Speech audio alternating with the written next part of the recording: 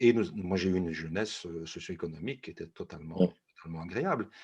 Mais mes grands-parents habitaient toujours des modestes maisons qu'ils avaient construites eux-mêmes ou qu'ils louaient, avec un milieu ouvrier, etc.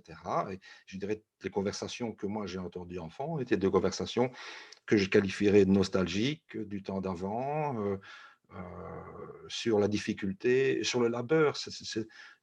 Mes grands-parents venaient d'une famille de besogneux où la vie était difficile. Et tout de suite, ça m'a semblé quelque chose qui n'était pas forcément obligatoire, tu vois.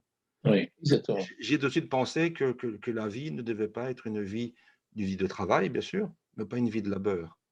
Oui, Et aujourd'hui, quand j'ai des découragements, hein, Michel, je t'avoue franchement, quand j'ai des découragements qui sont ridicules par rapport à, je dirais, à la position socio-économique que j'ai aujourd'hui, quand j'ai des découragements, je pense à mon grand-père maternel qui tous les jours descendait à la mine. dans la mine, dans une cage d'acier, à moins 800 mètres, sans, Mmh. sans savoir s'il allait remonter vivant le soir. Et le lendemain, ça recommençait. Bon, il faut se rendre compte qu'il travaillait pratiquement tout nu. Là, les mineurs étaient pratiquement nus et Ouais. couverts de sueur et de poussière.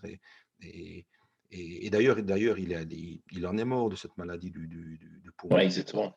Là, on a à Oui, t'écouter, dans la vision un peu, du Zola, hein, des Zola, de ses écrits, de ses romans qui sont très durs. Alors le lien social pour toi à l'époque, avant de parler de tes études, parce que pour être méta-mentoring de dirigeants d'entreprise, il faut des études, c'était quoi le lien social? C'était important pour toi? Les grands-parents, la famille, d'être unis, le repas du dimanche, c'était important pour, Dominique? oui, oui, mais oui, c'était important et c'est toujours important aujourd'hui. C'est toujours la famille, c'est l'entraide, c'est se serrer les coudes, je dirais, je n'envisage pas de dispute familiale et quand il y en a, il faut aller vite vers la réconciliation. Ce sont des choses que je Ouais, n'envisage pas.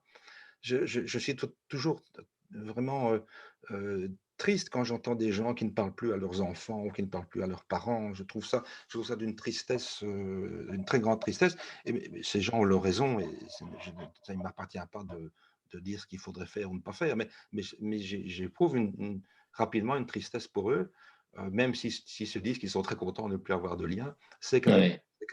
c'est quand même une tristesse. Maintenant, Alors c'est bien qu'il vaut mieux être bien accompagné que mal accompagné, donc exactement. Alors Dominique